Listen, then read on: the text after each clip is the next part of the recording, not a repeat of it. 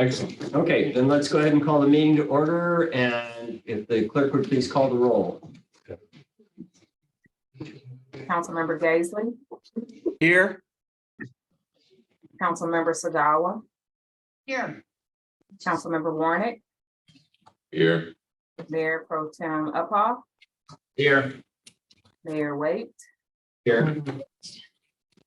Commissioner Stevens, Here. Commissioner Steinbach, Here.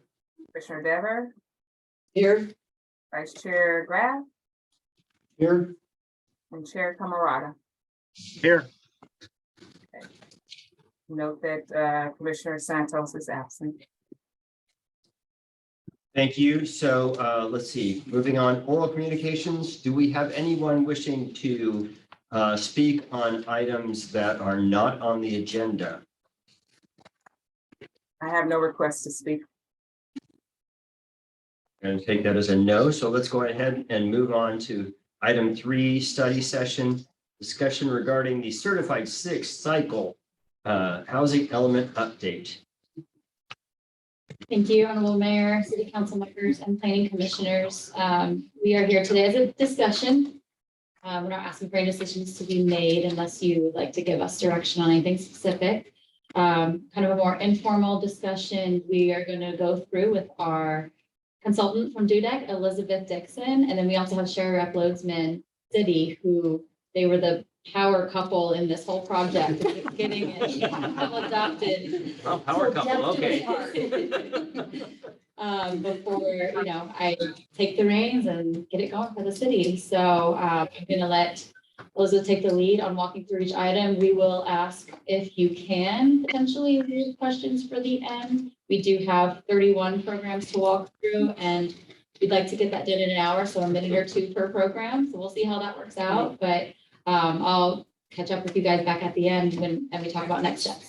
And I think we're also planning for a meal around 5 o'clock. So we'll have an opportunity to break and then reconvene, and we can just have more of an informal discussion and make sure that we get through a lot of the policy statements, a lot of things that you've already talked about, but now you actually have to do.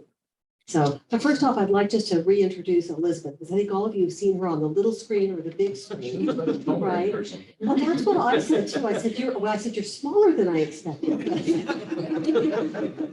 But I did want to compliment Elizabeth for all of the hard work that her and her team have done. I know that the council and the planning commission have benefited by that.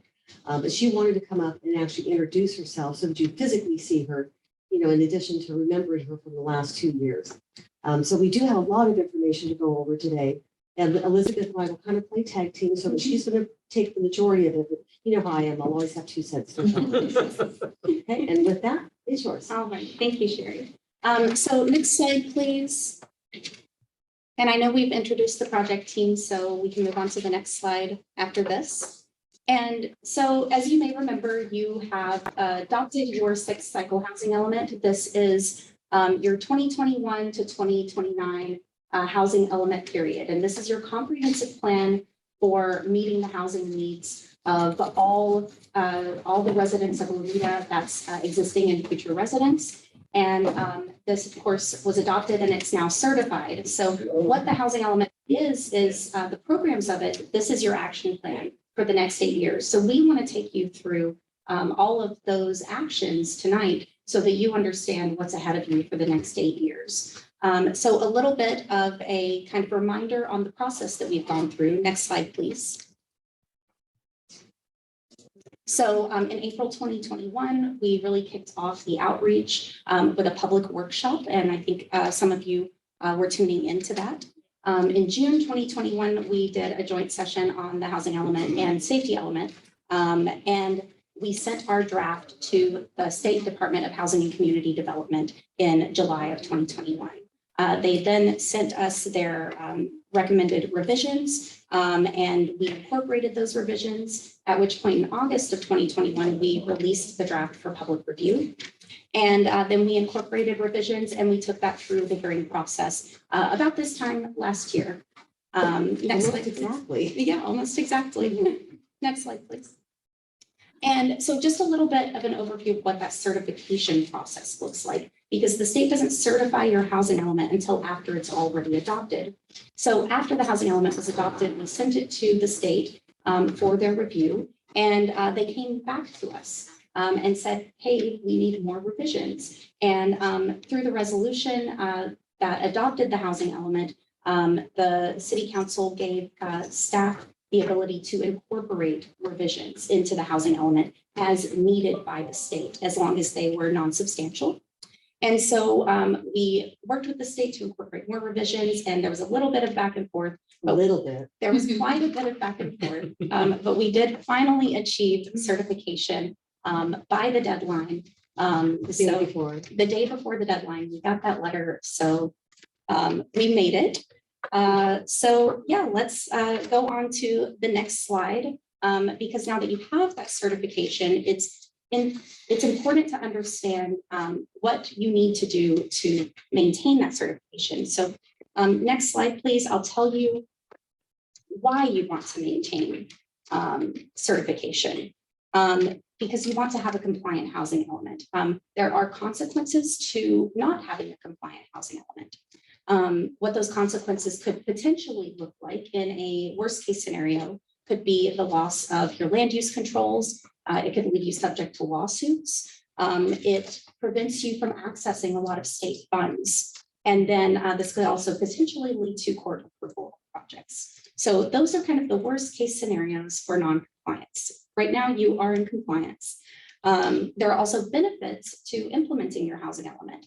And what that can really look like is meeting the housing needs of your community, and also having access to state and regional funds that are available only for cities who have a certified housing element. But that being said, there are programs to implement to maintain that compliance. So we'll go to the next slide here. So the how of it all. The housing element itself, its programs are the actions that are to be taken over the next 8 years. Each program has an associated timeline.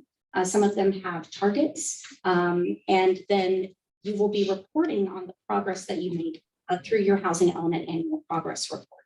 So recognizing that there are these steps to be taken over the next 8 years, it's important to consider the amount of staffing and funding that will be needed to maintain that housing element.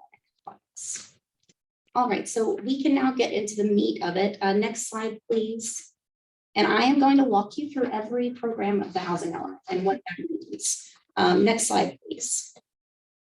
And then just for a little high level, well, I guess you can't see it on these slides, but if you do have a copy of the slides, each of the slides has a little orange kind of clock in the top right corner. That clock indicates that that program has a 2023 deliverable, essentially a 2023 deadline. So that clock is important for understanding. There it is. There it is. Thank you, Kathleen. And then also at the bottom of each slide, I have a little note.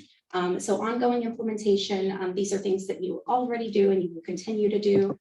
You'll also notice I have some symbols that say ZTA, that's a zoning text amendment, just so you understand where those ordinance amendments will be coming your way down the road.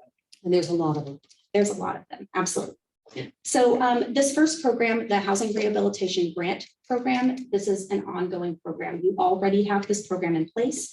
This is assisting those qualifying homeowners with rehabilitation. And this is done through your community development block grant funds. The new piece of this, this is to partner with a nonprofit to fund mobile home park preservation efforts. And Lomita has 15 mobile home parks, and they provide a naturally affordable type of housing. So it's important from the state's perspective to ensure that those maintain their affordability and are being invested in. So that's where that additional action for that partnership comes into play. Right, and just a point on that too with mobile home parks. You know, most of our mobile home parks are actually much older. So some of them are probably not the targets that you would like to see for resident or nonprofit ownership, but there are a handful that are larger that you can see that there's been natural transition or newer units from replacing older units. Those have the potential for resident conversion. But it is a tricky and a difficult process. There are several cities in the South Bay that have a lot of experience with it. And so it can be very beneficial for the larger sites. For the parks that are not really subject to resident ownership, you may find over time that they continue to degrade in place because you don't have property owners who are reinvesting, but it's very difficult for them to go out of business. So you may want to also consider another kind of parallel discussion with your property owners about how they can gracefully go out of business, which means that park owners slowly buy up the units so that they can close down and go out of business and then redevelop something that's more appropriate. But that does take some coordination between staff and the property owners. So I would say that's something we wouldn't write into the housing element, but you should also recognize that as kind of a parallel process. Yeah, save questions till later, but using that, right, do we actually have, let's say out of the 15 parks, 2 or 3 that would be potential candidates for Yes. nonprofits? Yes. Yeah, because they're large enough, they're large enough properties. The main issue that you have with parks is that if they're older and they were designed like in the 1950s when people had travel trailers, the spaces are sometimes not wide enough to be able to allow for newer units to move in. But if they were a little bit later in the 60s, you tend to have better standards, so they can be updated.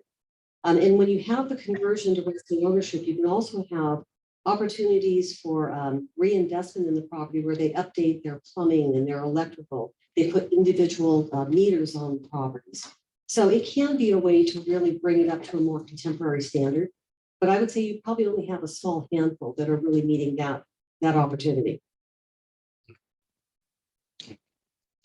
And then before we move on to the next slide, I did want to point out on the slides themselves, we have each slide split into 2 columns. On the left, those are the adopted actions. Those are what were adopted by the city council last year. And on the right, these are any revisions that have been incorporated per each CD. So let me ask you a question, so let's say, partner with nonprofits. I mean, obviously there's an expectation or a tie-in that you've got a nonprofit that wants to come to the table and partner with us, right? Are we in non-compliant if we don't find a partner to partner with? No, you simply have to send letters out, and I would start with your property owners.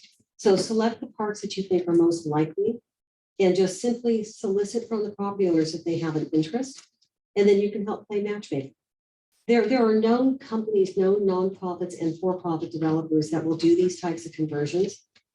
And so that would be the way of just kind of bringing them together if you have an interest. But if the park owner is not interested in selling, then there's nothing you can do anyway. Okay. Excuse me, real quick.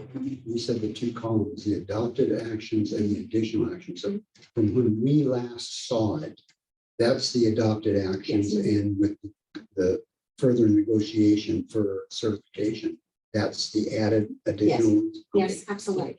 And I will note specific to this slide, and you'll see it throughout. HCD really wanted to see targets associated with programs where it applied. So to preserve 2 mobile home parks during the planning period, that's a target. Just like your arena is a target. So you're not necessarily held to those targets, but you are held to those actions to try to achieve those targets. And the planning period is 8 years. It is. That means preserve 2 of 15. Yes.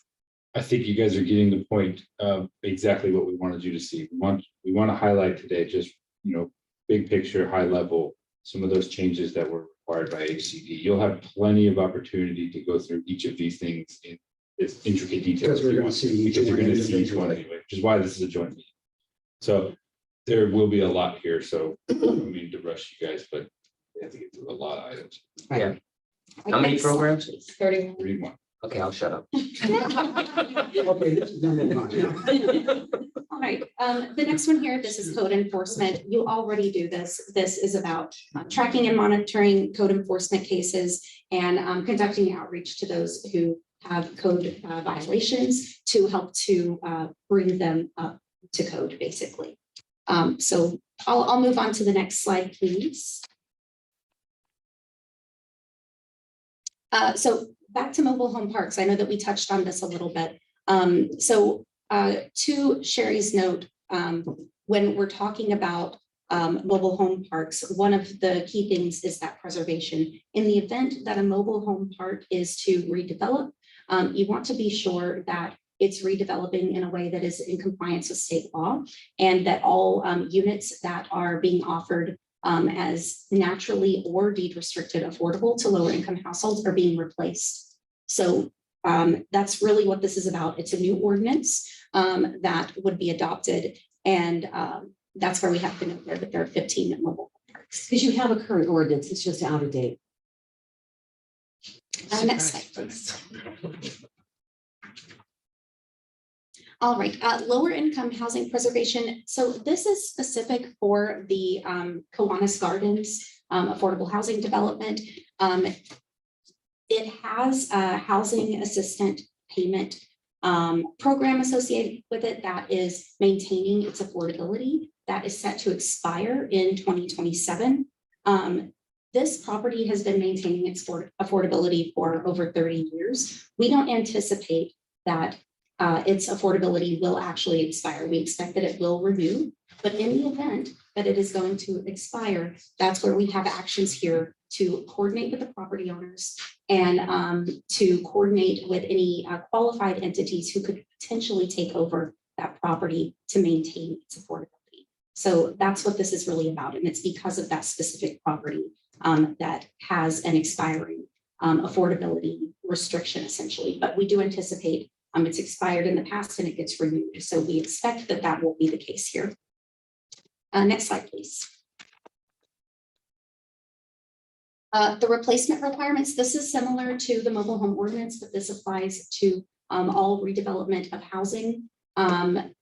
Basically, this is bringing you in compliance with state law, where any housing that is affordable, either naturally or deed restricted, does have to be replaced in the event that it is going to redevelop for more housing. And this is actually quite tricky because you have a lot of residential that has lower density and it may be redeveloped with higher density. And so Brianna and her team are going to have to account for all of those existing units and to see what people have been, I guess what their income levels have been over this last 5 years. So there's actually a form that's already been developed through the South Bay Cog that's being used by the majority of the cities in the South Bay Cog, but it's a lot of record keeping, it's a lot of accountability. Developers are not happy about it because it means that they have to provide affordable housing, typically within their new project. So it's just something to be aware of because you'll probably get some concerns and complaints from people who are not expecting this to happen. And anywhere throughout the housing element that it's there, that it has a direct correlation to state law, we have cited that specific state law within the programs themselves. So there's always that reference that will make it a little easier along the way. Next slide, please. All right. Let's see. Oh, we went backwards. Did we skip one? No, we're still going backwards. It's- Okay, You're moving along real quick. other way. One more. There we go. There we go. Perfect. Okay, accessory dwelling units, this also has a short time frame. This is about updating your existing dwelling unit ordinance and also adopting an affordable accessory dwelling unit incentive. These are both required under state law. And then the new action here is to offer pre-approved plans for ADUs. Oftentimes there are pre-approved plans that are being offered by other jurisdictions that you could potentially just provide that link on your site. And the council and commission will remember, we just adopted an ADU ordinance, but then the state just changed some things on us. Right? So we are going to have to come back just to do those updates, but the housing element obligates you to think about, how do you create some affordability? How do you create some incentives for disability as well? Mhm. And making sure that the bathrooms and the doorways are a little bit larger. And you don't have a lot to offer, but one thing that you may be able to offer is a discount on their delinquent fees. A lot of cities are doing that. All right, next slide. Oh, and then this did have a target for targeting ADU accessory dwelling units within the higher resource or higher opportunity areas. So I just wanted to show you for context what that map looks like. This is within an appendix of your housing element and is available online. But that area, that is the blue area, that's Lomita's high resource. In the very bottom, you have a small pocket of the highest resource. And then below the Pacific Highway, that is a moderate resource area. And this is in accordance with the tax credit allocation committee's methodology for basically how they prioritize tax credits for affordable housing development. They have a methodology where they look at access to education and a healthy environment and employment, where they come up with all these factors and determine where those opportunity areas are. And Lomita is fairly homogeneous. I mean, you don't have the pockets of poverty that some communities do. So for HCD, it wasn't really that much of a stretch to say, well, you need to at least target something, right? And then for those targets, one thing to note is that your accessory dwelling units, this is another piece of how you report the units that are permitted through your annual progress report. So that looks like your building permit issuance, not necessarily your certificate of occupancy.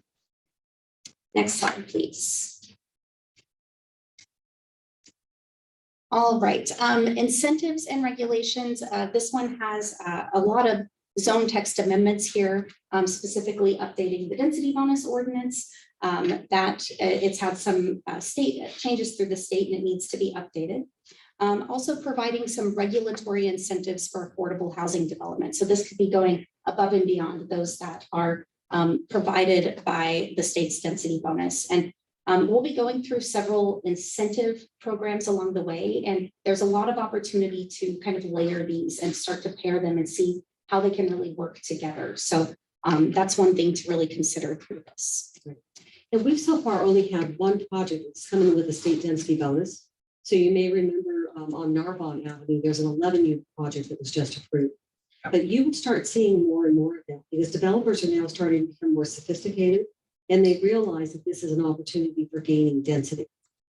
So, having the ordinance updated, I think will provide more of a clear message that we're in compliance with the state law, but will also provide more reading materials to developers, which will then try to take advantage of it. So, and it's a little bit awkward, I think, sometimes for cities because you don't necessarily have discretion. Many of the things that they're allowed to do in terms of either reductions or concessions, they're allowed almost by right to do those things. So it does kind of create kind of a lessening of the standard that you would otherwise expect in your community. But we will try to work through that as best we can. I think the one project that was approved, it's still a good project, because it still meets many of the standards that you would want to see. But expect much more of that coming. But that goes back to where our design standards come into play, right? Yes, having objective design standards certainly does help. I don't know if you've been reading the newspaper, but if you followed what's happening in Manhattan Beach, they have a project right now that was recommended as a non-discretionary project. There's something in their ordinance allowed it to be appealed. And now it's been appealed to the council and denied. And they're on a time clock between now and the end of the year by the state to either rescind or the state may actually take action against them. But they find them to be not in compliance with the state density bonus law and also the various other housing laws. So it becomes very tricky. Developers are now recognizing that the state is their friend. And the state is actually sending letters and intervening on their behalf. And you'll So- see that in an upcoming program as well, the objective design standards. That's right. Absolutely. That's right. And that's another one that could potentially be layered with some of these other incentives that we're really considering through these programs. And then just to kind of tie this one up, reviewing your regulations annually. This is through coordination with developers. This could be through an online form, perhaps annual code updates, things like that. Oftentimes it's cleanups, identifying any issues, and then finally support affordable housing development. This is through either regulatory flexibility, so incentives, but also through funding application support, if that's a letter of support or whatever that may look like. Next slide, please. And then also through this, there was a target associated with program 7. This is targeting 200 affordable units throughout the planning period in higher resource / higher income areas and 30% in lower income. So tying back to that opportunity area map, we also wanted to point you to the income map. That white area, there's just no data associated with it through the census, but just another thing to consider. That's a great question. These maps are provided by the state, and I'm not sure why there's no data associated with it. We did question that. I even just questioned it the other day, saying we really don't have data. And we didn't generate these maps. They were given to us through the state, through the federal government. Absolutely. So we all kind of know that neighborhood, so we think it's okay. Very. So low barrier navigation centers, this one is a requirement under state law. This is not a new program. Low barrier navigation centers, they connect people to housing who may be experiencing or at risk of experiencing homelessness. And this is prescriptive under state law, but does require a pretty quick zone text. I think in the interest of time, ones that don't have additional actions, we'll breeze over unless there's questions, because it is 4:30. Okay, perfect. All right, next slide, please. Again, not new, similar to the last one. Next slide, please. Affordable housing streamlining, similar to the others. SB 35 is the state law. Next slide, please. The objective design standards, we've had this conversation, but as a part of the objective design standards to have the site and design testing, which is really pretty standard when you are developing design standards. And we envision that this will be paired with incentives. Next slide, please. Lot consolidation. So this one is to provide incentives through the consolidation of lots, because most of the lots in Lomita are smaller lots, and you need some sort of incentive to facilitate the production of housing on those lots to really achieve an economy of scale, especially as it relates to affordable housing development. Yeah, so it's really a reward system, because if you have individual property owners and they can develop on their own site, but they really have an incentive, they get a lot more if they can sell and or purchase their neighboring property. You get such better development. You know, we don't want the low hanging fruit. We don't want people taking the best little opportunity site and really leaving undesirable properties undeveloped. So if this is a way to encourage outside developers or even our own developers that are already here to take more risk by buying more properties, you'll end up with stronger development, a stronger commercial and residential corridor. The Lomita corridor is the main one that we've talked about with this. But we've also talked about inclusionary housing, so we know that we'll get greater density. But if they can start assembling, you'll get things that are maybe not quite as big as Passern, but something that will create kind of an urban corridor, which will connect to your downtown. And there's opportunities on Narbonne too. And HCD did require us to commit to some potential densities associated with this, looking at 45 to 65 dwelling units per acre. That doesn't mean that it's across the board. We just envision that it's going to be paired with other incentives. But we talked about the 45 to 65 through all of the public hearings, because we talked about a 30-unit basis for Lomita Boulevard West. And then with inclusionary housing, they would automatically come up to 45. And then the negotiation is getting up to 65, depending on how much they can assemble, how big the property is, what other community benefits they might add in. One of the things the council and the commission may consider too is that you don't really have development impact fees that are substantial. So having a specific plan process where they could pay more to support the sheriff's services, parks and recreation, streets and all of that, that could also gain you some additional density because you're getting something in return. All right, next slide, please. So most of these we've been over, but interactions are permitting group housing as well as residential care facilities. So thinking about those special housing types, this will be another zone text. Didn't we already have to permit all group homes in residential zones? This is a new one that they specifically wanted us to ensure that they're being permitted built into the program itself. But there are some revisions that are necessary because your code is missing some things. So for example, in your commercial zones, you have some convalescent care facilities, but your code doesn't even say that they're permitted. So they're currently legal non-conforming. You'd have no new ones coming in. And there's a question about what happens with the existing. So the state saying that those types of facilities should be by right. You should have objective standards so that they can be permitted. And even in your residential zones, there's some small tweaks that can be made to make it a little bit more facilitated.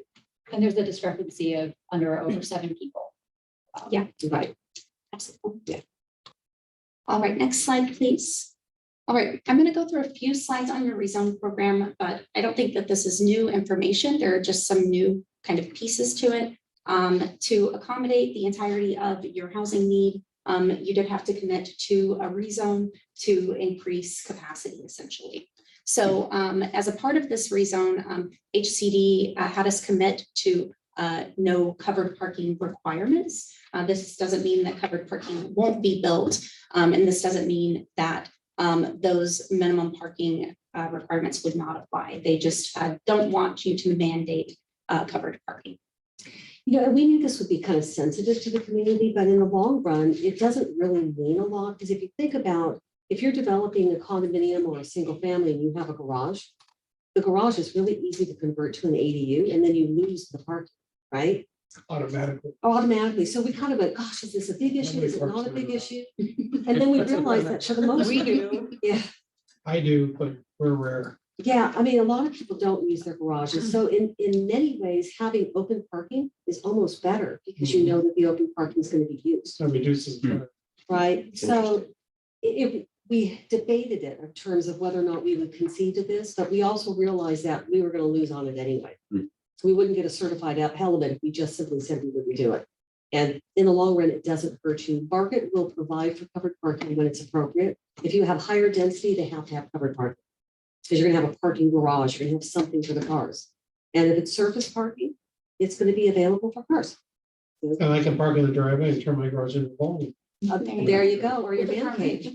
Right, or they get a bonus and they don't have to provide any parking. Well, and that's what happens. We saw that already. Yeah, with the ADUs, We saw that already. yeah. So it might be a win-win in the long run. Next slide, please. And I'm just going to walk you through the maps associated with your rezone program because you have several components to your rezone program. And there are specific criteria associated with these. Your rezone to accommodate your lower income housing need. The key thing that stands out here is you have to allow standalone residential. You have to allow it. You don't have to mandate it. And of course, this will have a minimum density that has to be applied. And just to be clear, that means if you have a mixed use overlay zone, you can still have 100% residential for these properties. Yes. Next slide, please. So I see one home in there is already covered, the funeral home. So It's a type of home. that's right. And Brenda just got it. Come on, babe. And then these are the sites that were identified to be rezoned to accommodate your moderate and above moderate housing need. So you still have the buy right for when 20% is affordable, but you don't have the same standalone residential requirement. Next slide, please. And then we also built in a buffer. That buffer is to make sure that you don't run into issues with losing capacity. So you have to maintain adequate capacity to accommodate whatever your remaining housing need is at any point in the cycle throughout the entirety of the cycle. So that's why we build in a buffer. Right. So you may remember our match number is 829 for our arena, but we have about a 35% buffer. So that's substantial, but it's still a numbers game because if everybody comes in and only develops market rate housing and your obligation under arena is for all of this lower income housing, you have to make sure that you're providing that at some point. Otherwise, at the end of that 8 years, the state's going to wonder why you didn't perform or why you didn't have your zoning in place that would facilitate more affordable housing. If you have the zoning, doesn't mean it's gonna happen. No, But you're accommodating it to. you're accommodating it, but it's still a little bit of a slippery slope because if everybody's just doing market rate and you're not getting that affordability, then the state may say, well, now you have to rezone even more density so that your percentage of affordable can ultimately be meaningful. But I think that's why the Planning Commission and City Council was amenable to looking at inclusionary housing and then also working with affordable housing developers, maybe getting more 100% affordable housing projects coming in. And that will give you some fairly substantial numbers. And then you don't have to worry so much about the buffer. Next slide, please. And this is just a recap. You've seen these before. This is your existing capacity that was identified on the left and the rezone capacity on the right by income level. Next slide, please.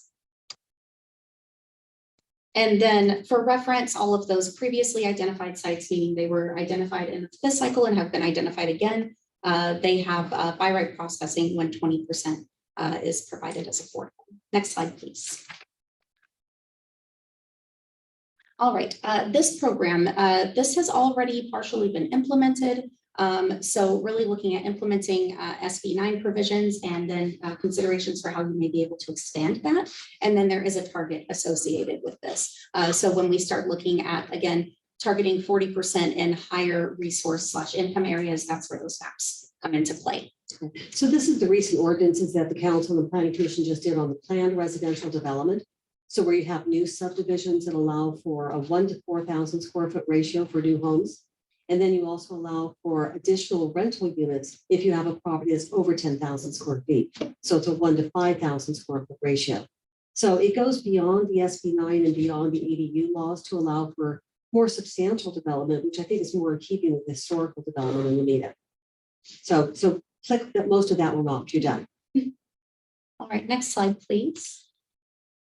No net loss. Again, this is why we build in that buffer so that you don't have a net loss of capacity.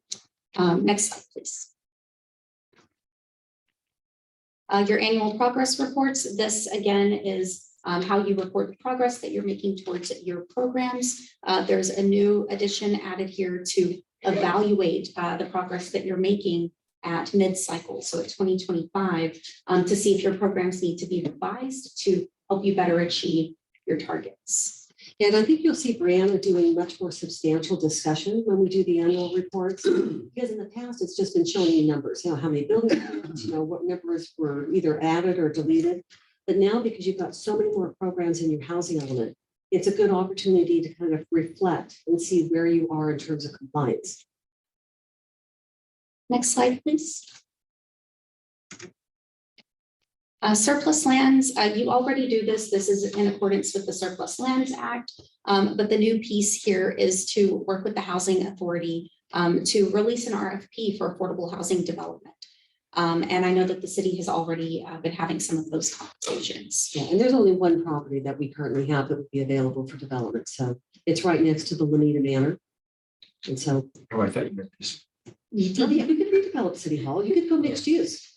And Could we build a large apartment complex next door over here? You could. Of course, you don't own the whole parking lot. That's the county. Next slide, please. Oh, we're there. Okay, so the accessibility program, this is about connecting residents to resources on how they can do accessibility upgrades and things like that.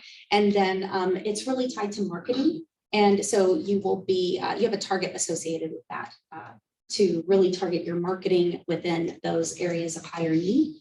And a lot of information already goes out through your newsletters. Next slide, please. This is an ongoing program and no new actions. So next slide, please. The Section 8 Housing Choice Voucher Program. So this is really run through the county. And basically there are just some targets associated with this. So working with the county to identify where those housing choice vouchers are being located and really starting to analyze that at a geographic level where you can get access to that data to advocate for it being really spread across the city as a whole. Will they be giving more Section 8 vouchers? I don't think they'll be giving more. I think what HCD was more concerned about is, while we don't control the voucher program, we can have conversations with our property owners. So if they're building ADUs, if they're providing additional rental opportunities, at least being open to having those available to a Section 8 recipient. Right, because that's sometimes the big problem is you've got a voucher, but you have to find a place to use it. Yeah. So it can just simply be education and marketing in terms of trying to create more inclusionary opportunities.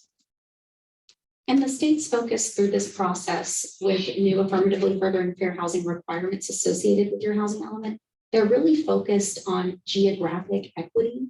So their concern is that, and it doesn't necessarily apply to Lomita, but they're thinking statewide that either resources are being invested more in higher income communities and barriers are being placed for lower income communities. So they want those programs in place to make sure that you're creating opportunity for all residents.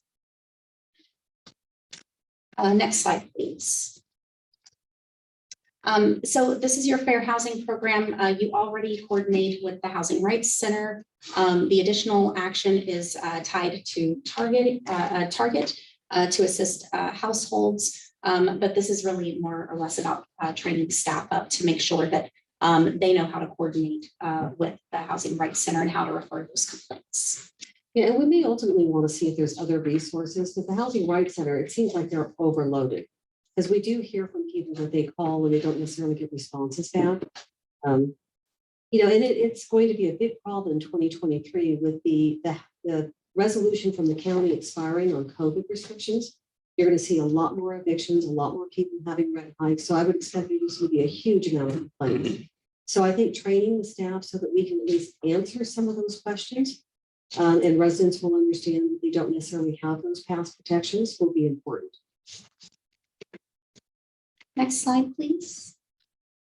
No new actions here, but this is just about creating marketing materials to ensure that developers are aware of fair housing rights when it comes to the sale or rental of property. Next slide, please. And no new actions here. This is just continuing to participate in your regional analysis of impediments to fair housing choice. Right. Next slide, please. And the county does that analysis for us. So we just get the information and we can.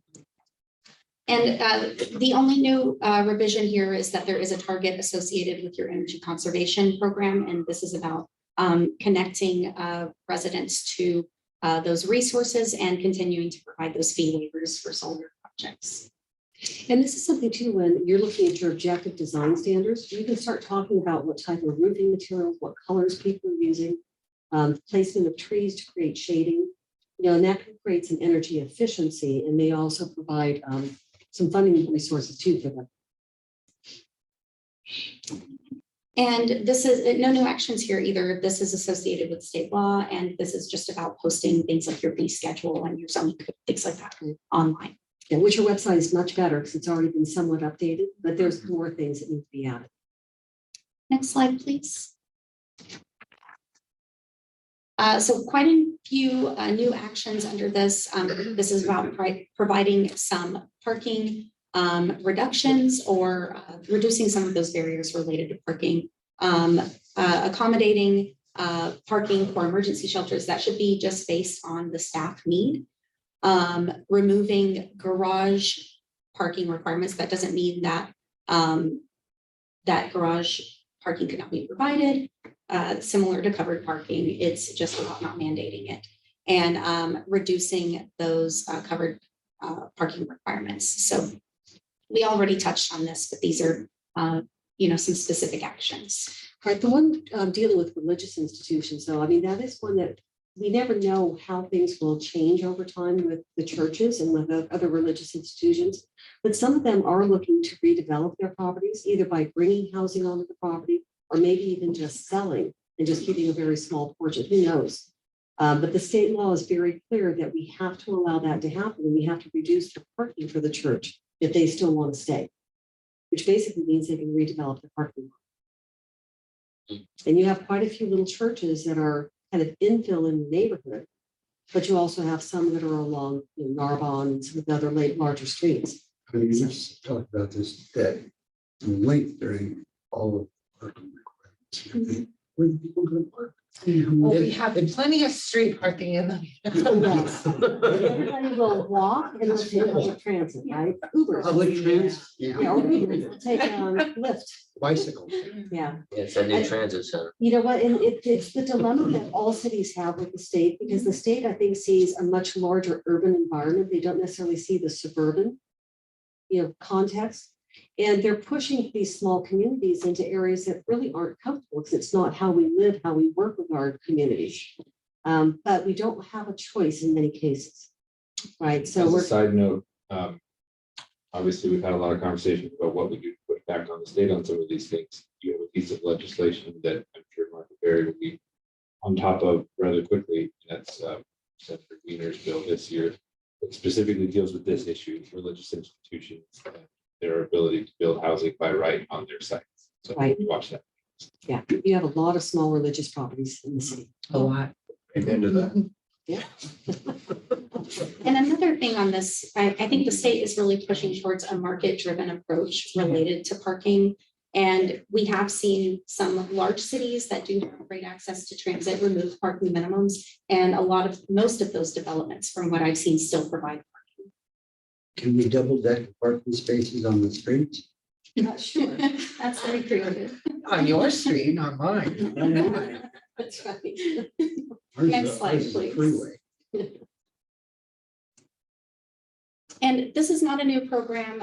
If you remember, we talked about not only rezoning to accommodate your capacity, but we also looked at several opportunities. So building in some additional capacity above and beyond, really getting ahead for the next cycle. But we did identify a target for this. So 200 units of capacity, looking at those higher resource and higher income areas. And then of course, 30% in those lower income areas. And what we had really looked at through our joint session and our workshop was the Pacific Highway in addition to Narbonne and Lomita Boulevard.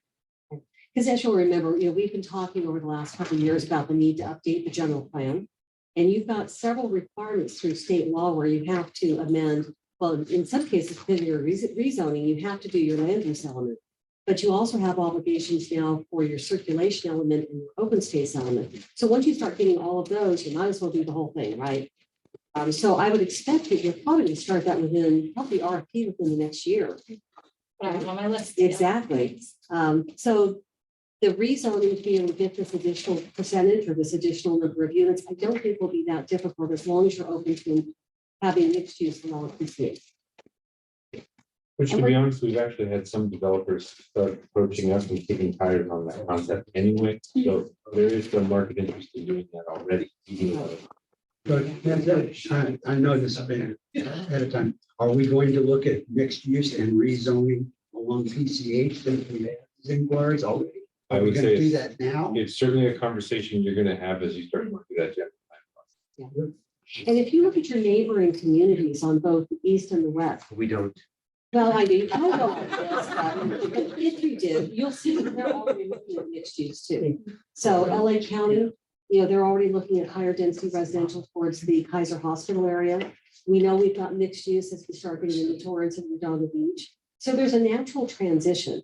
And frankly, along PCH, you've got some underdeveloped and maybe underwanted properties. So if you can incentivize them to do something grander that brings in some economic benefits and better housing, it could be a great win opportunity.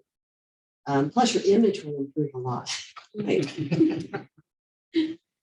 All right, next slide, please. We are getting close to the end here, so we'll get you to your food soon. Oh, yeah, we'll be on for 5 o'clock. No There you problem. go. Ongoing code updates, no new actions here. It's just about making sure that your code stays up to date. So as there are legislative changes and things like that. Next slide, please. Yeah, just one point on the code update, though. When you're doing your general plan update, you're going to have to do a comprehensive zoning code update anyway. So you should anticipate that not only the small things because of changes in state law, but you're probably going to have to reflect on pretty much all of your practices, your regulations, and make sure that they match in with your new general plan vision. And then program 30, this is not a new program, but I think one key thing to note here from an inclusionary housing perspective, this is where we can really start to think about those lot consolidation incentives, that those additional densities, really starting to kind of layer these and pair these together so that they can all work together. Next slide, please. And the last program here, this is an entirely new program. This is called Place-Based Strategies for Community Revitalization.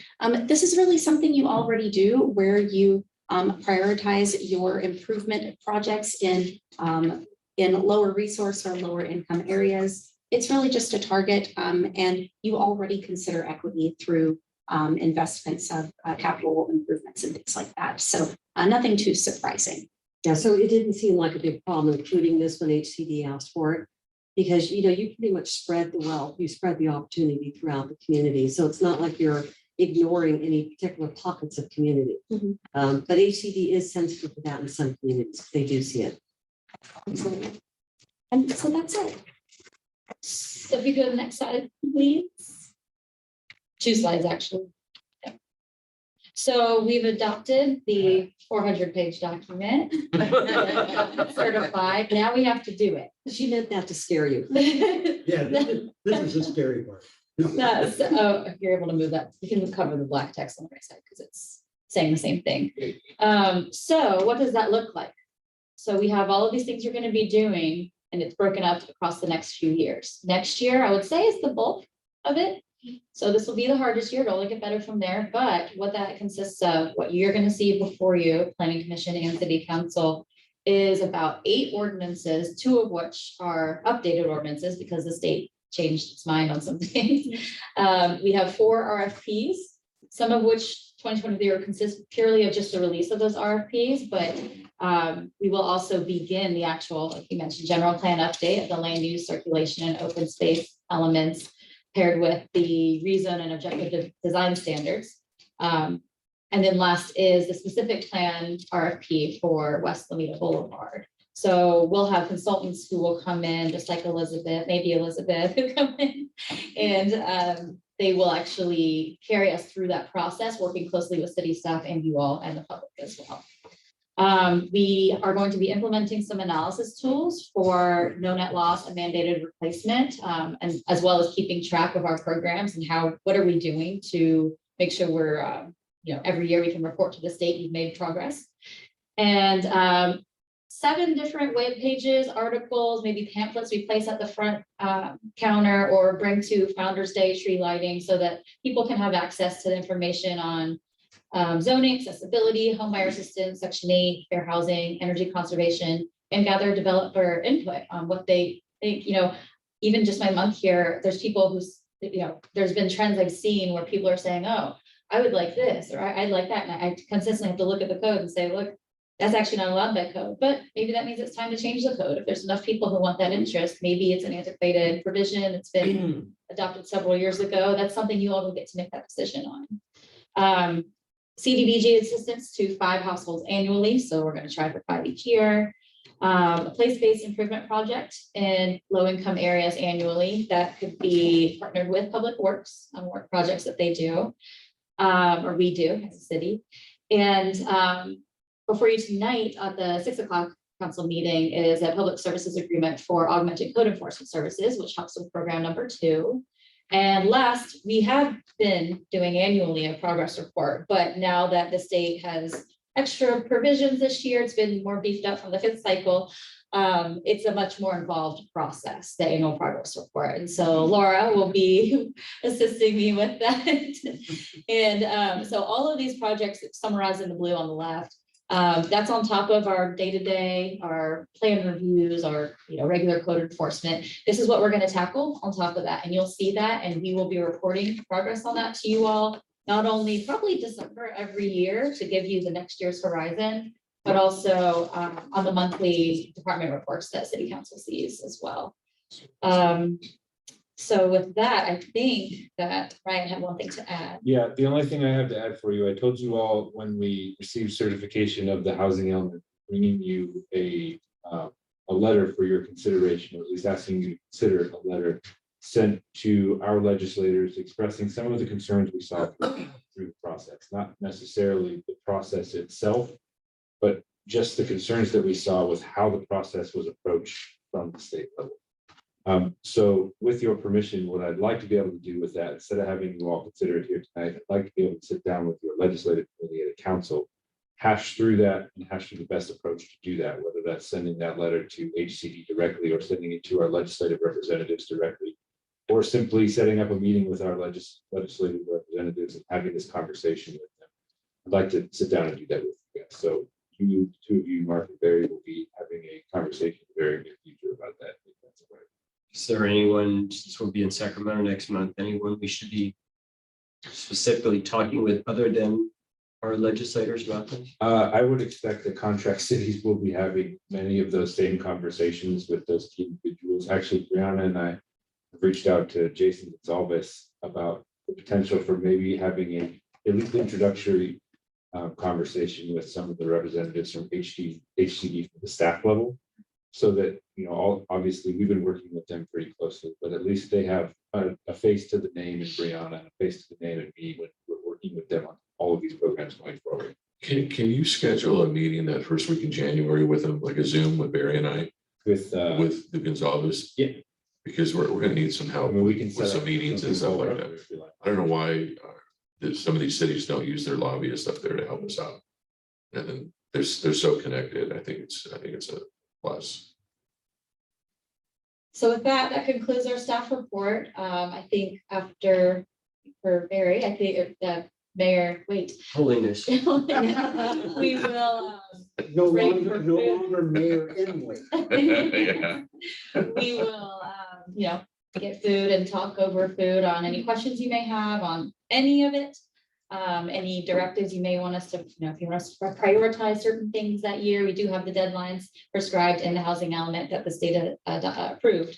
But beyond that, we're available for questions. Would it be possible? I know there's a lot of dates up there for 23 and 24, and 25, whatever. But would it be possible for you to provide, not to say it will not change, but a listing of the approximate timing for each element or each piece of it, so we have an understanding of what's coming at us and when? Yes, so we actually do in the staff report have a table that lists it by season, so spring, summer, fall. And so as we have each planning commission meeting, each city council meeting, that's when I'll know exactly when you'll see ordinance X on your agenda. Yeah, my general observation is, first, I appreciate all the work that went into this, but, communication is going to be key, right? Because we anticipate a lot of angst, right? Then the other piece is I just be somewhat concerned on resources for you and your department, right? Because obviously, none of this comes for free, right? It takes resources. You and your department. Well, you know what I mean? So that's just an observation that, hey, there's a lot of work ahead of us. And like you said, 2024. So we just need to be cognizant as we think about budgets and that kind of thing. And this is on in the monthly report, but we are having 1.5 new employees start on January 9th and 10th in the planning department, the assistant planner and the planning intern. So I know they will be part of the strength that moves us forward. But we do have 4 RFPs. We'll be able to get some outside help on a lot of this. I think with a lot of this, just as with the housing element itself, you'll see a lot of this coming through consulting. So you'll see some contracts from our end coming through for a lot of this to be happening, the legwork at least to be happening. I just want to say again, we've said it before, that with Dudek and with Elizabeth and Sherry, and of course, Laura has helped a bunch too.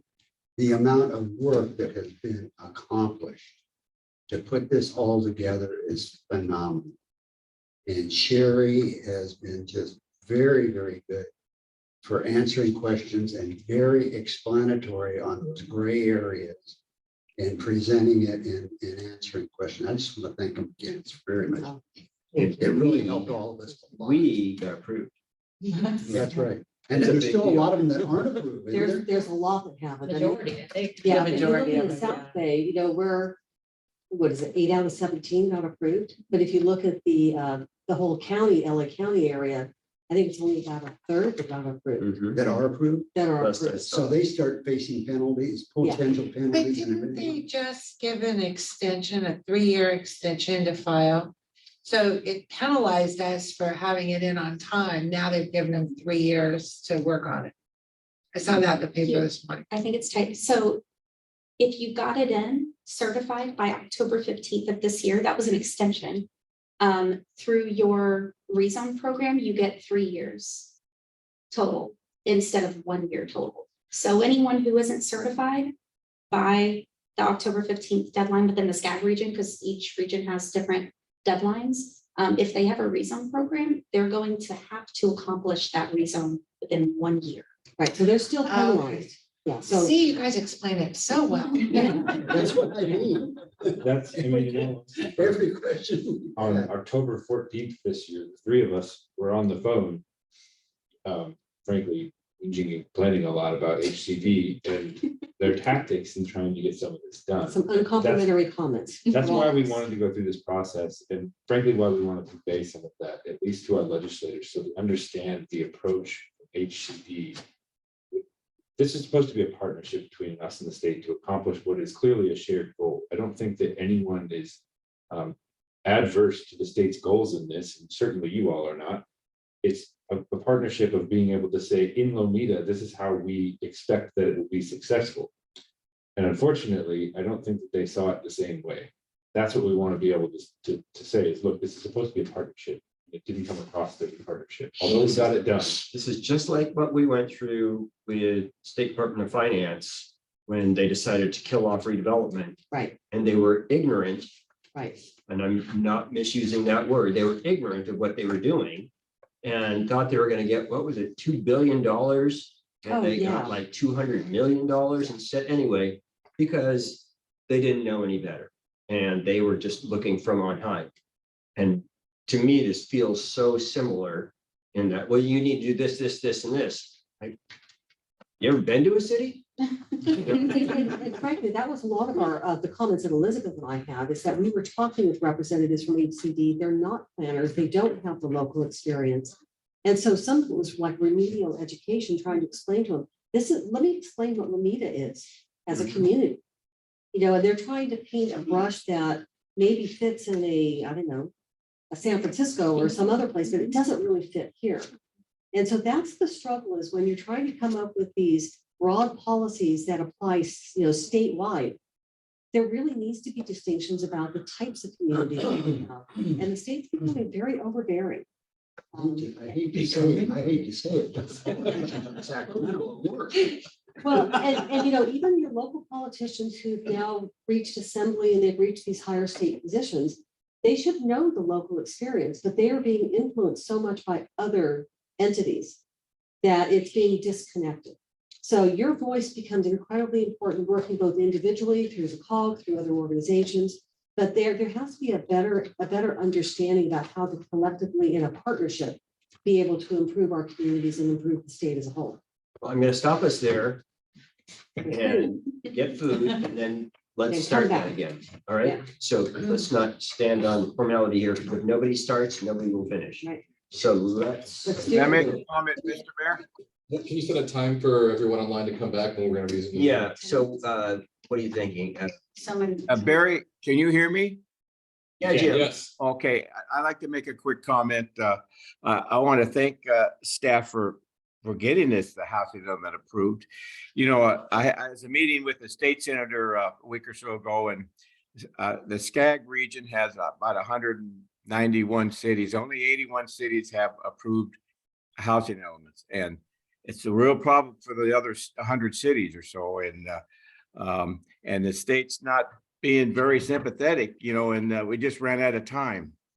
So, you know, we're lucky that we're able to get it done. So I just want to mention that. Yeah, that's a really good point. So let's say 15 minutes. So well, let's just put a specific number out here. We will say at 5:20. Everybody's sitting back down. And during the break, keep the Don't talk. conversation off of this. We Yeah. talk about other things, but keep the conversation about We'll this. talk only about the things that are on the council agenda tonight. Only about the quality of the All food. right. Yes.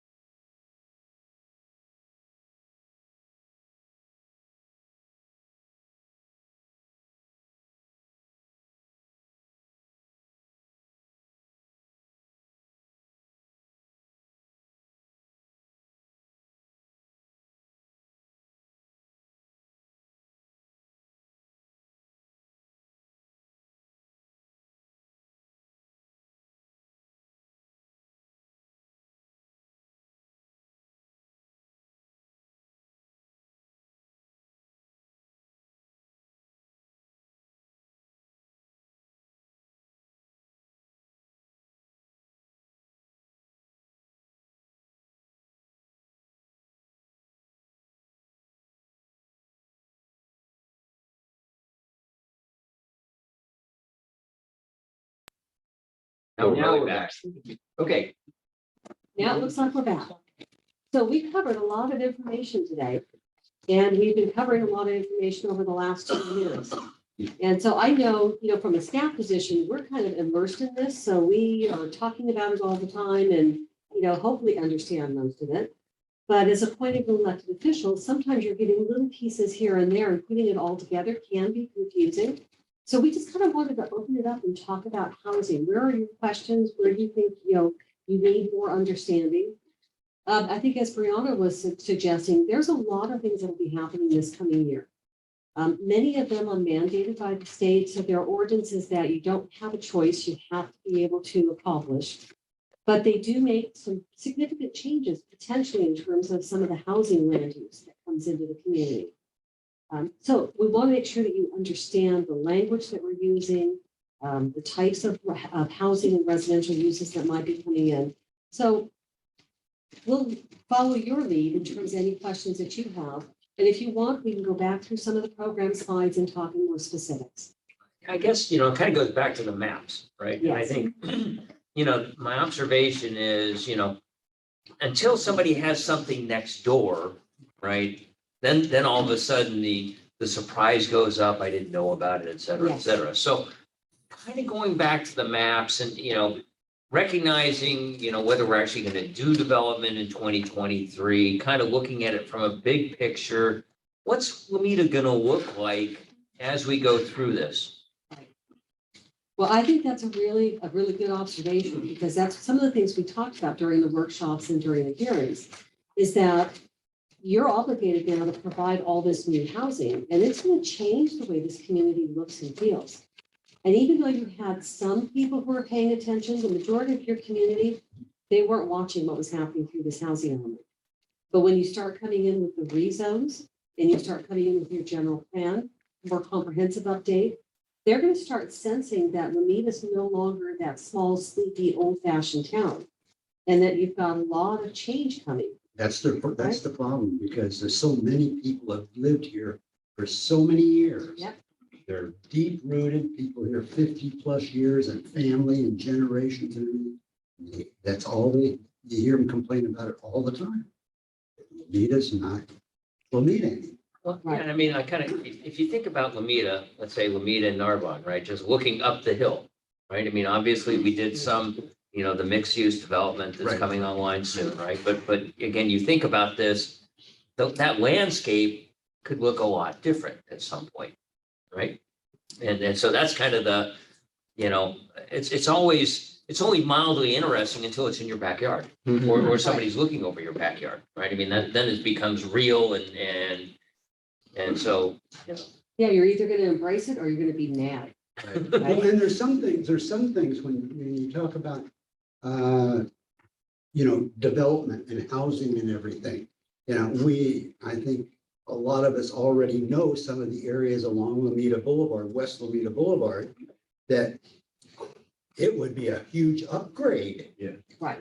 A huge upgrade from these little parcels of whatever you want to call it. Mixed match. Yeah.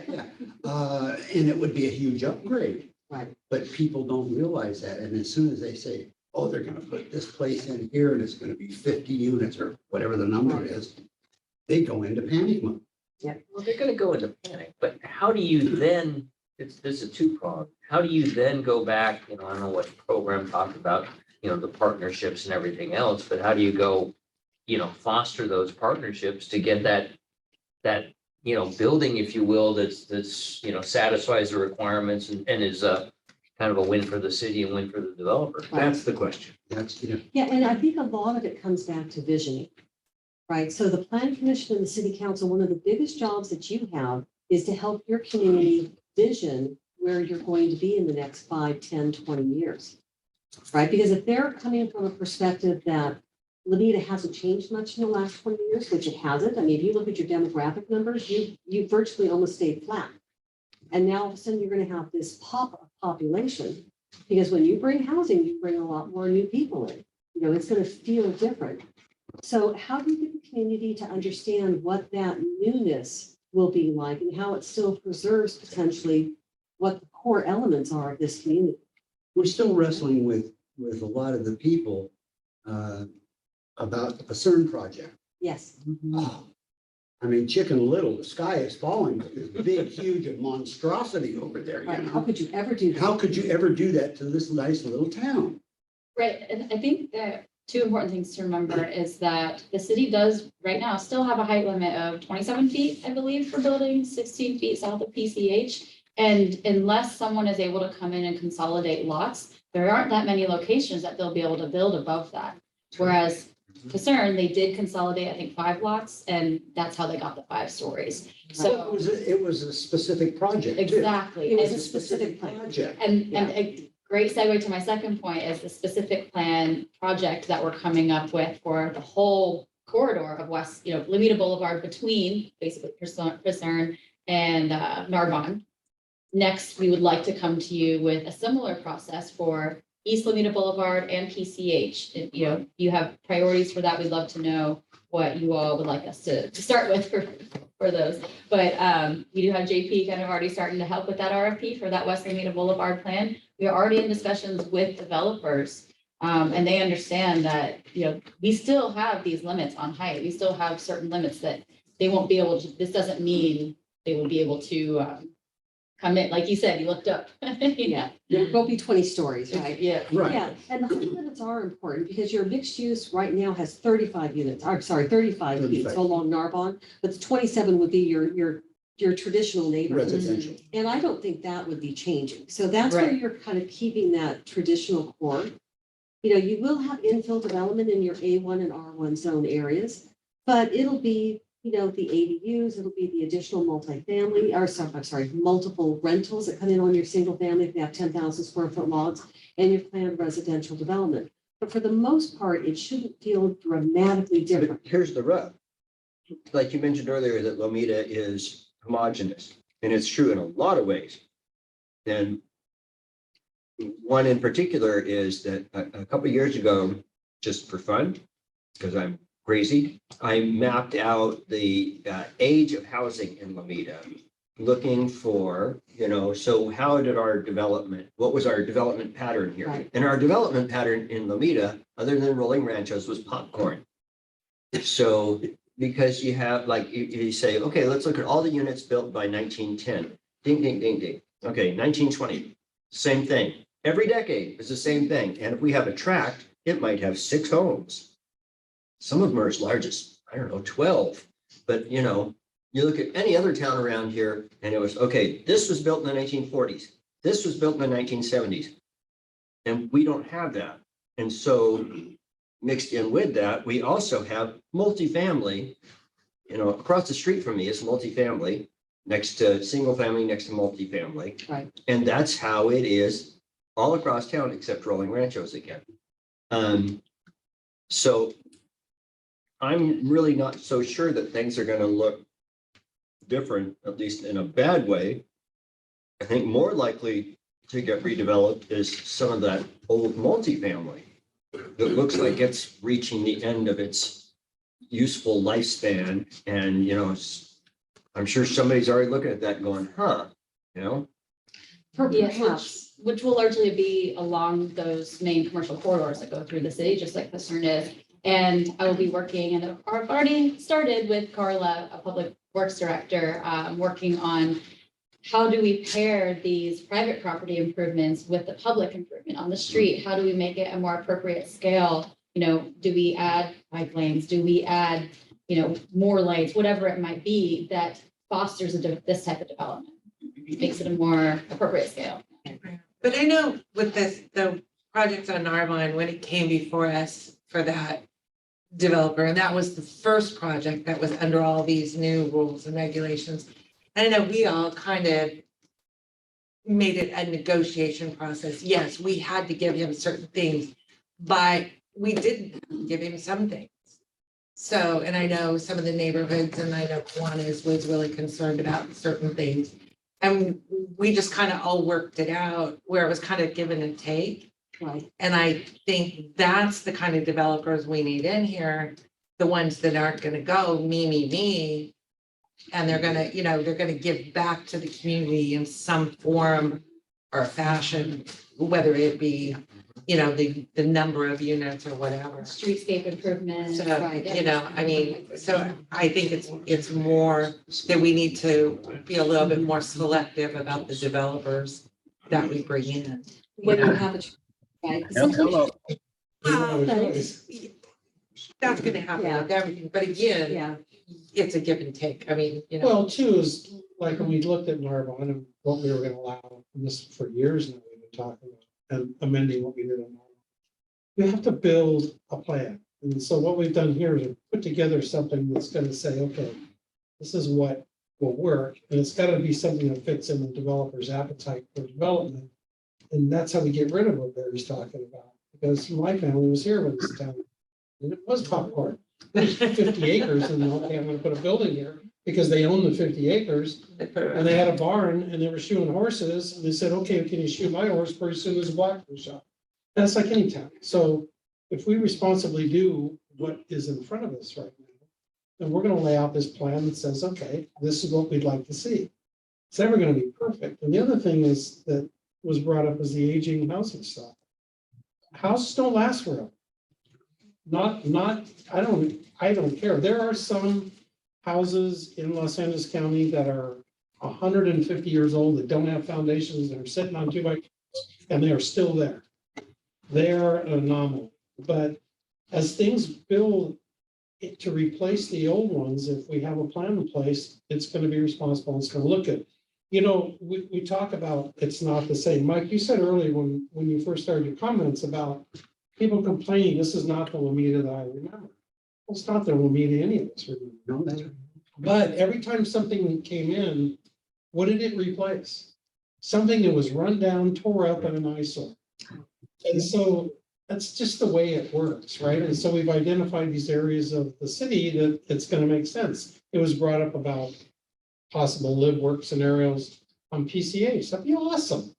Is somebody going to come and do that right now? No one's even going to look to do it right now until we put something together that says, this is what we'd like to offer. And then these developers are going to come in and it's going to whet their appetite and they're going to do the hard choices. The definition of this is going to be, what do we have to offer? It isn't going to be our plan. It's not going to be our zoning. It's not going to be our building codes. It's going to be what incentives do we have to offer that's going to help them get that development in there. You brought that up on that last project. It's exactly what we did. So it just takes working together and being who we are in Lomita, which is a community of people that helps. Right, and it kind of starts at ground zero with all of us sitting and looking at a map and saying, where do we put what and what's the best thing to do? For example, do we proceed with rezoning some of the stuff on PCH now, mixed use? And then it's there for anybody, for a developer that says, this piece of property here, oh, wow, I could really do something. They'll come looking for it. They will. They'll come. Yes, trust me. They will come to you, and I would say And I think that's. the other side of this, The way we start, just like we've been talking about. you should be cautious in giving away all of your negotiation. Right. The piece you have in the puzzle as the city is you can always, what your plans are. You can always, when someone brings a good idea, you can always consider that idea down the road. Discern is a great example. Yeah. Obviously, that wasn't something that would have been allowed 25 years ago on that site, but they brought a decent idea. They came forward with a plan and they presented that plan to you all and you considered it. And now we have that project there. It's a good example of what that process can look like. On similar vein, it's a good example of what it can look like when you're looking beyond just the project itself. Is how does that project actually fit into the community? That specific example, we had a commercial site, we converted it to residential, and we had some considerations from Pursuit in that process. I think as you go forward with a lot of the developments and these other pieces I've talked to, be careful in giving away some of that negotiation. Right. I think what you've done very well throughout this process is leave yourself some of that negotiation power to be able to say, yes, you can do this project, but if you do this better project, we'll reward you in doing that and the benefit to the community in doing so. Exactly. That's, I think, where you all have taken a good approach in looking at all of this. And frankly, I think that's the approach that a lot of cities are missing throughout this process. That I think you've done a good job. With some of these other cities, sorry, yeah, some of these other cities are viewing this as an opportunity to fight. Like, okay, that sounds great, but you're not gonna get anything you like out of that. You're gonna get something that's the fight, and it's unlikely to be a good fit. I think it's better for us to be proactive and be out there talking to folks and saying, hey, so on this site, you know, let's talk about some options here so that we really can have our cake and eat it too. Mr. Mayor, I believe Mr. Camerata had his hand up on Zoom. I haven't commented, but I want to tell you, first of all, again, thanks to staff and Elizabeth and Sherry for helping put this together over the past, couple of years and making the state aware that the city of Lomita is not just a punching bag, and we're going to, move forward with a very, very well-defined plan. And just a quick comment on the conversation you guys have been having. I think the best offering that we can do is blend the old with the new and avoid the dartboard approach to development. It kind of goes back to what Mayor Waite said about popcorn approach. It's the same thing. You could just keep throwing darts at a board and, oh, that's where we're going to do this and that and this and that. If we start to streamline it based on all these recommendations and a forward-thinking initiative, I think the city of Lomita will stand proud and tall in the near future and maybe set the tone for some of the smaller cities that can't, put on their own boots and stand up tall. I think that's great. Thank you, Steve. You're welcome.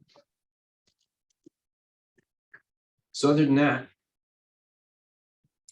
okay, I don't know. I feel like we're really I feel like we're all actually on the same page here, which doesn't surprise me at all. Right, we're recognizing the fact that we're not going to change the state's mind on things, right? So, And just for staff's, knowledge, it's sounding to me, and I wasn't part of all the previous public workshops, but I will be part of all the ones moving forward, that there seems to be a lot of interest across the board, literally, about PCH mixed use kind of being a priority as opposed to Lomita Boulevard. Is that what I'm hearing? Well, personally, it's both of them. Okay. Personally, I believe that along PCH, you have many much larger pieces of property that would be more Conducive? conducive for like mixed use developments and things like that. For along Lomita Boulevard, you've got a bunch of little ones, and many of them have different owners, so it's going to be difficult to get that combined, But not to impossible. be able to get, pardon me? But not impossible. No, that's right, but to get them combined to be able to reach our goals. Right. And these incentives that, we'll be implementing as part of the 31 programs will hopefully encourage that to happen. Right. Yeah. And so Brianna, the conversations we've had in the past is that, we do know that there's some property owners on the Lomita West side that are already assembling properties. Mhm. So for example, on the south side of the street where like the lawnmower repair Yeah. property, right, moving from there over to where is it Bright Learnings, the little daycare center? That particular property owner has now assembled enough properties that they have 1.5 acres.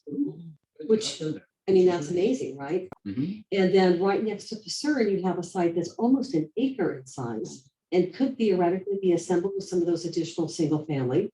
So you do have some large enough massing that you can make a difference there.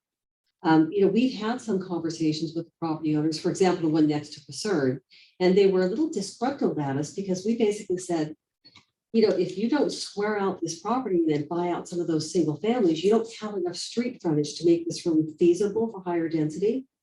And they wanted all the incentives, give us all of the presents now. And it's like, I don't see the city doing that. I don't see the commission and the council buying into that. Yeah. And, Brianna, myself, and everybody else were just kind of, no, you're going to need to do a better job. But I think it's a lot about communicating that vision. And all of us are important in that, because every time a developer or a property owner is talking about what can I do with my property, it's not what they thought they could do in the past. It's really going forward. What are those opportunities? And we can start building a map. We can start building a plan that brings together all of those cohesive thoughts that will allow you to transition from some of the older development that needs to go away but bring things in that are on the long term really going to be very supportive. You know, because you do have a lot of older buildings, you know, and older land uses that you really don't want to see in your community much longer. But if you only allow for that one property to be developed or that one business to be replaced, it doesn't necessarily create the change that I think you ultimately would like to see as a community. You want to see them combined and get it up and do it all. Well, yes, and also creating the feeling that you have as a community. You know, I think Brenda was saying it too. You want to attract the developers who are going to do the best job for you. You know, you have a great location in Lomita, being next to all of these beach communities right next to the hill. I mean, you are a prime real estate location. Your values have already gone up tremendously and will continue to go up. And the more that you build into your general plan and your zoning, the opportunity to have further value, developers will want to come here even more. Well, the outreach that was part of one of the components of one of the 30 is going to be really important. Mhm. I mean, there was flyers and public events and things like that, but right now everybody's just kind of, people call me and they ask me questions and their idea of what's going to be allowed is absurd because they don't know. And so the more we get it out there and the more they find out, the more accepting they're going to be to what happens. And once there's kind of a feel and a flow for what we're doing here, our target doesn't have to be the number that the state wants. No, no. That's the minimum. Yeah. Right, so we can actually make this work to our advantage and move forward. Right. And Both BCH.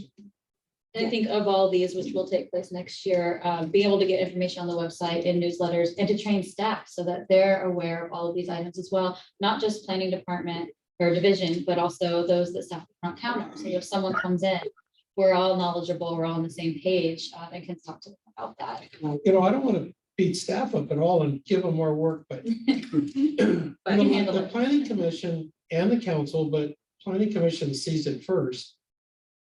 We're only going to see the stuff that would normally come to plan.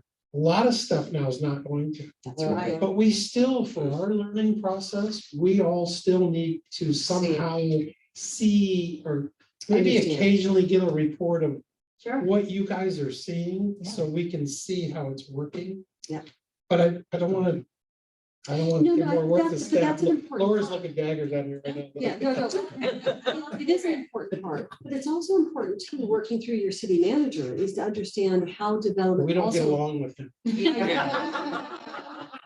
But, you know, in your budgeting process and in how you see your community building, you have to see the interrelationship of everything, your circulation, how are your streets, how are your water systems, how are your parks? You know, how are they all going to continue to maintain the levels that you want for your existing and your growing community? That's exactly the point. And Mr. Mayor, don't cut me off from YouTube, but I was gonna wrap you guys up so you have a little break between if you need it. But that's exactly a great place to end it, because I was gonna tell you, you can't, you're looking at one small piece of the general plan, and that's your housing element. You have other aspects to this that you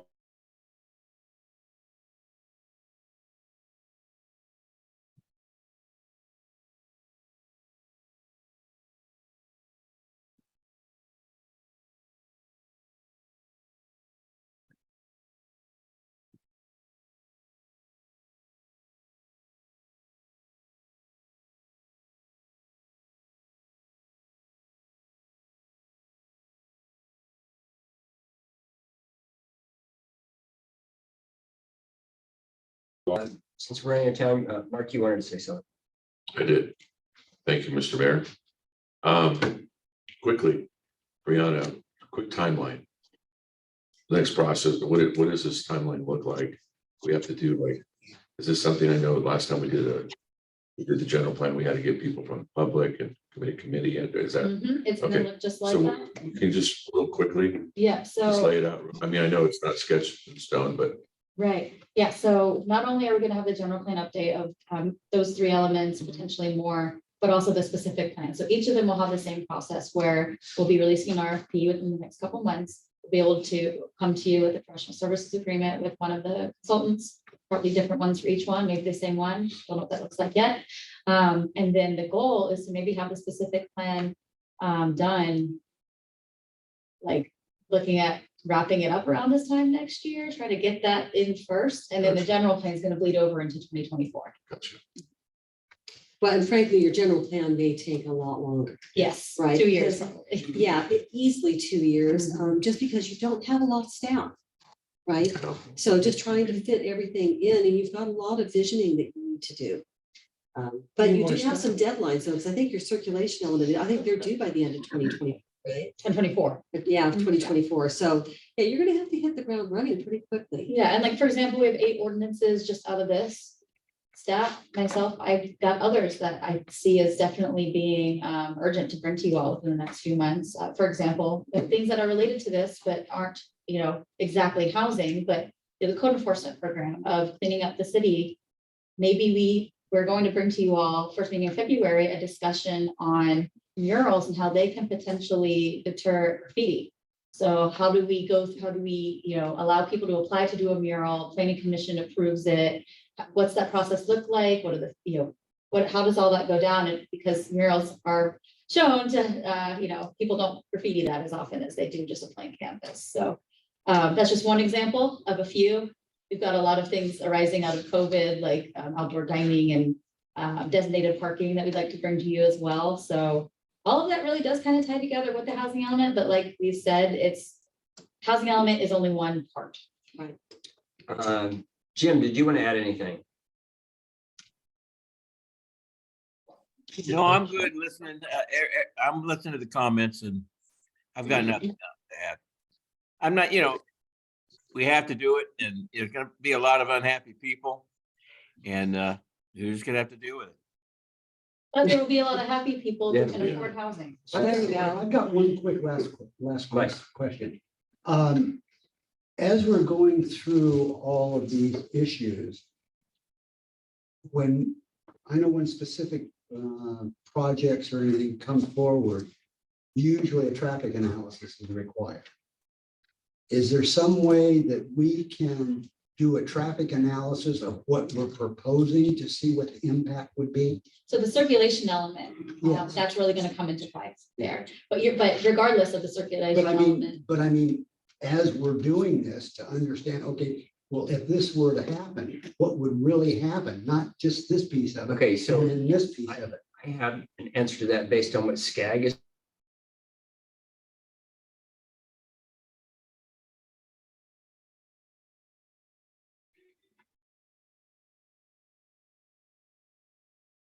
We're freezing up. Can you hear me?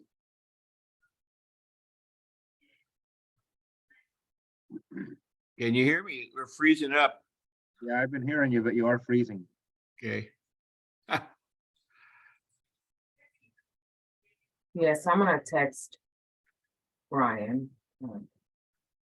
Circulation element ends up being a really important document because it covers your entire community. And it looks to see when you have build out, when everything is getting built, what are the impacts on the streets? That's my concern. Right, and then also, rather what than is it individual. going to take to fix the streets if you want to maintain certain service levels? Do you need to upgrade signals or traffic lanes, all of that? Which then could lead into a program of where you look at development impact fees. Because remember, a lot of your projects are going to be by right. They're not coming to you where you can condition them. But if you know that I need to spend, $200 million, then you can start spreading that out across all of your development and have everybody pay their proportionate share. Because ultimately, as a community, you don't have enough sales tax, you don't have enough property tax to take care of everything. So you need to look at other innovative ways of raising those funds. Grants are another good example. Having an approved housing element, a good general plan, you can get grants, but you still need to have the collective participation of all your development community to make sure you're taking care of everything. So your general plan and then ultimately comes out of the general plan will help you with that. Cindy, do you want to add anything? You're freezing up again.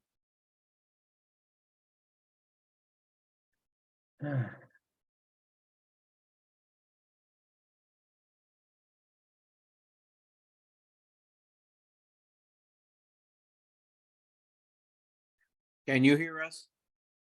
Okay, now you just froze up again. Yeah, I can hear you, but the video, the video. You the can't. video, frozen. yeah. So I've let them know.